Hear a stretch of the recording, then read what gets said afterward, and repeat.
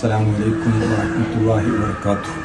മനുഷ്യർ പരസ്പരം സ്നേഹത്തോടെയും സാഹോദര്യവുമില്ലാതെ മാതാപിതാക്കൾ മക്കളെ പേടിച്ചും, മക്കൾ മാതാപിതാക്കളെ പേടിച്ചും, അധ്യാപകർ വിദ്യാർത്ഥികളെ പേടിച്ചും, വിദ്യാർത്ഥികൾ അധ്യാപകരെ പേടിച്ചും ജീവിക്കുന്ന ഒരു കാലഘട്ടമാണ്.